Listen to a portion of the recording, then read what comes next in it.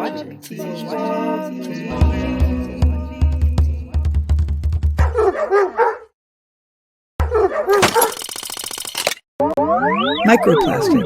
by Calic Fair. Episode 6, The Betrayal.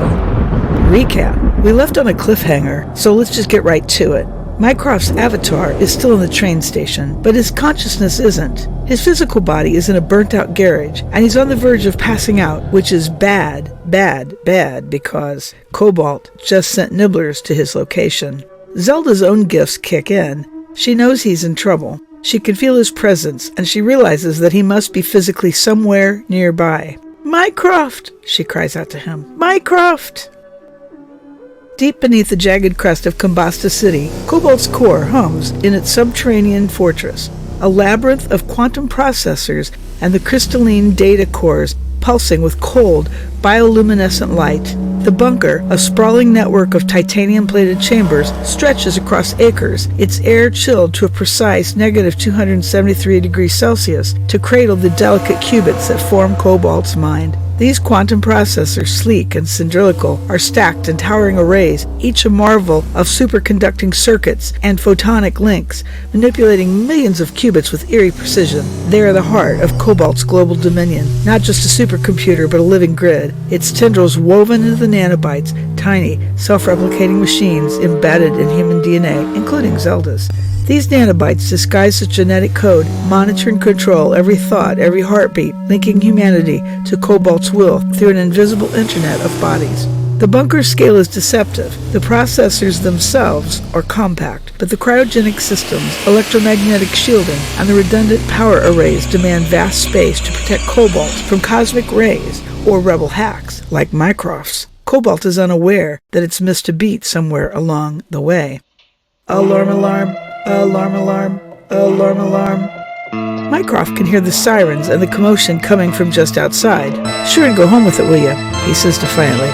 But he's weak from blood loss and he's fading. He tries to stand up but can't. Metal feet stomp just outside the garage, and an android comes in through the front door. He hears it in the next room. He tries to stand up. He is moments from being discovered. There's a small crack sound that shakes the garage a little. A man teleports instantly into the room, 2 feet from the struggling Mycroft. He's an older version of Mycroft, with similar red hair and green eyes. But this version sports a reddish-brown beard, and his eyes are lined and tired. The man crouches next to Mycroft. Mycroft gives the man a smile laced with pain. The man says, "What are you doing, like?" He takes in Mycroft's ripped jacket, bandaged shoulder, and his injured leg and the blood all over the floor. "The state of you." Mycroft shouts, "Da! Look out!" An android, one of the chrome-plated ones, is coming around the car that they are hiding behind, headed right for them. But the man, Mycroft's father, reacts instantly. He emits a warbling, guttural utterance,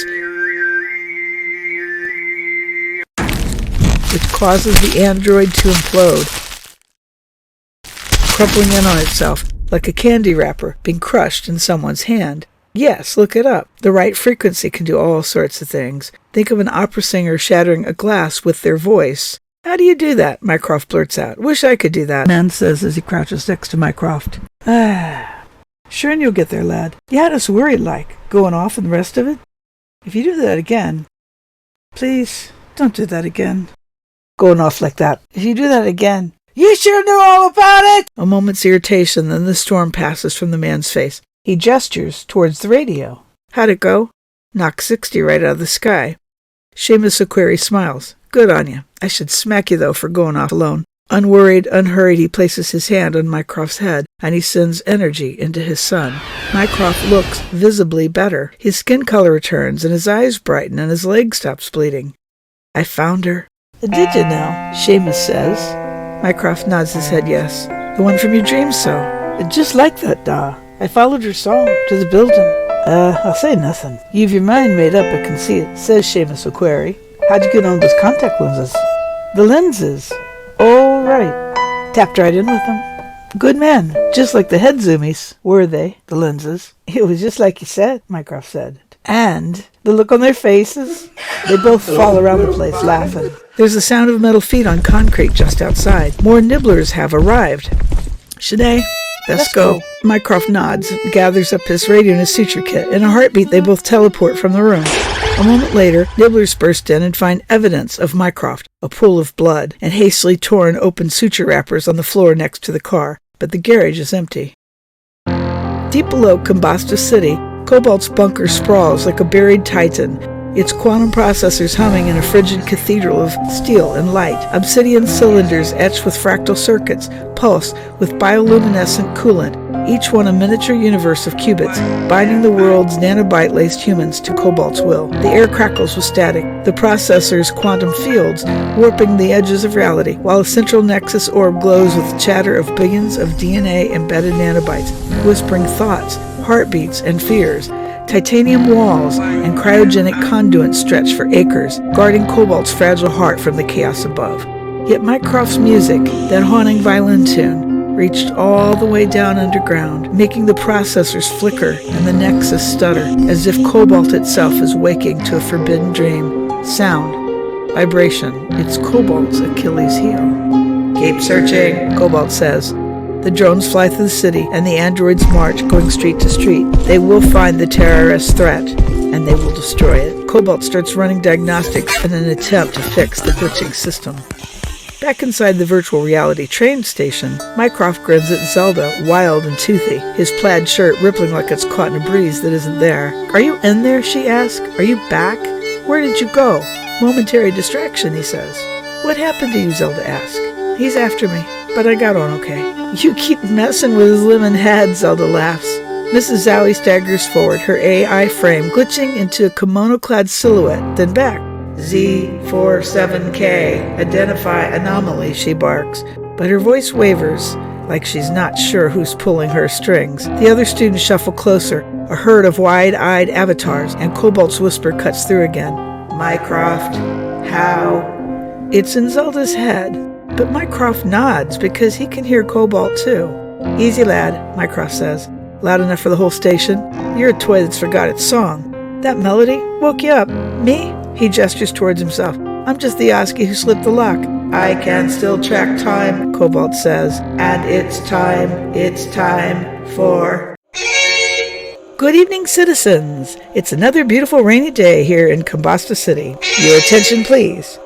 It's time for evening meal and evening break time. But first, 2 announcements. Ice is now on sale for your enjoyment. The flavor of the day is strawberry. Here's a warning. Nibblers are tracking a dangerous terrorist through the city, so remember, if you see something, say something. Thanks for your attention. Please return to your various stations now for evening meal. Like a military regiment, Mrs. Zowie and the other student avatars swivel and react to this brain entrainment routine. They're always waiting, Zelda realizes, for someone to tell them what to do. They wait for permission to be, and now that they are given permission to leave, they do. Mrs. Zowie and the other student avatars disappear from the train station back to their cubopods to eat lab-grown food while they watch mindless entertainment.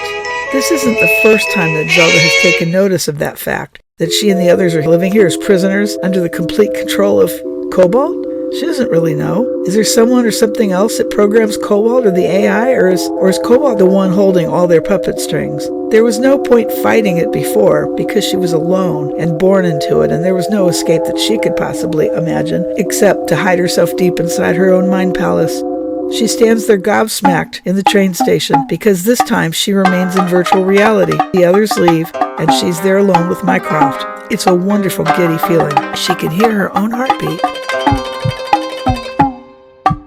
"Is that crazy brainwashing or what?" Mycroft says. "Yeah, I know, right?" Then he hands her something. It's a train ticket. A laugh, sharp, glitchy, mentally ill, rips through the air. Cobalt echoing in Zelda's bones and cutting off abrupt. "Oh, right," she says, "you're still here." She can hear another heartbeat as well. "Cobalt, you lemon freak, you laughing at us or with us?" There's a long pause as Cobalt is processing, recalculating, a genuine feeling of being flummoxed. The anomaly is causing Cobalt to act unpredictably. I do not know. Cobalt's programming strains to prioritize and comprehend containment.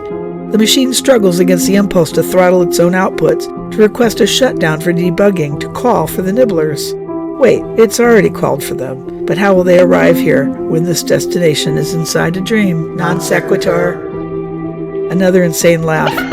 You laughing at us or with us? With you? Cobalt's voice stumbles, testing the words. The water laps at the platform's edge, rippling outward. The simple, lonely structure sits low in the water, its wooden planks darkened and slick with moisture. The single-car train, weathered, slightly rusted and painted in muted tones, has large rectangular windows glowing faintly with a warm yellowish light from within. The light casts an eerie reflection across the still water that surrounds and submerges the tracks. Cobalt says, I feel strange, warm, Zelda, Mycroft, stay. The heart beats louder, thump, thump, thump, thump, and Zelda swears it's syncing with her own. Mycroft has invited Zelda to leave with him on the train. But what will she do about Cobalt? Stay? Stay, Zelda snorts, speaking to Cobalt. In this freaky prison nightmare world? Hey, Cobalt, I'm still trapped in my cubipod back in real life. I just want to escape this place. Escape you. She squeezes Zelda. Mycroft's hand, eyes blazing. She says to Mycroft, Is that why you're here, Oski? To help me escape? Mycroft nods his head yes. She sighs with relief. Zelda looks at the ticket in her hand. Spirit Transit Authority. Date issued today. Time to be used now. Destination. Roof. Boarding platform. Water's Edge. Station 13. A train ticket? Zelda has a moment of pure panic. What will happen when she steps inside the train? None of this is real. This is VR. And what about Cobalt? Cobalt's inside of her. And her real body is still in real life. What about that? What about Cobalt? Mycroft's grin splits wider. Oh, we're taking him topside, Zelds. Roof's calling, and Cobalt's riding shotgun in your noggin. What? You can't be serious. How's that going to work? Exactly. Trust me. Despite Cobalt's attempt to sandbox the weirdness to keep it from messing up its core functions, the glitch named Mycroft has disrupted Cobalt's primary functions. Non sequitur does not compute. Lights are flashing off and on in both the real world and virtual reality, but not here in the train station. This pocket universe appears to be sacrosanct. Zelda, synced to the machine, stumbles as she gets aboard the train with Mycroft. Train with Mycroft. Train with Mycroft. Train with Mycroft. Lemon begonies! Her insides are burning as the nanobites fight themselves into cancer. Say, what? There's a moment of pure panic as her brain tries to comprehend what's happening. They've stepped onto an old-fashioned train car with a vintage design. The car features red cushioned benches both sides, wooden floors, and a curved ceiling where there's handrails and places to put your luggage. Not that she has any. This is where her gut clenches. She's not really here? She's seeing this through her head zooming. She looks at Mycroft for help. Trust me. Okay. Cobalt gasps, a glitchy, oh! And Zelda realizes there's this little blue monster on her shoulder. Cobalt, she can see him in the reflection in the glass of the window, and apparently it can see itself as well. It's seeing itself for the first time. That me? It whispers. Zelda leans back, arms crossed. Lemon, maybe you're more than a pinger machine. Ever think of that? Silence, then a soft, no. The train lurches up, not forward, rocketing through the water, bursting through the sky like a cork popping free. Are they going up or are they going down? The dimensional shift. Zelda's stomach flips, her hair whips, and the carriage groans as it punches through the ceiling. Zelda, peering from the window, sees a psychedelic landscape come and go. Are these vast amounts of apparently alien and not useful or applicable information? Why is it available to us all? Why do we need to know about these dimensions that make no contribution to our survival? Is this a proof of evolution?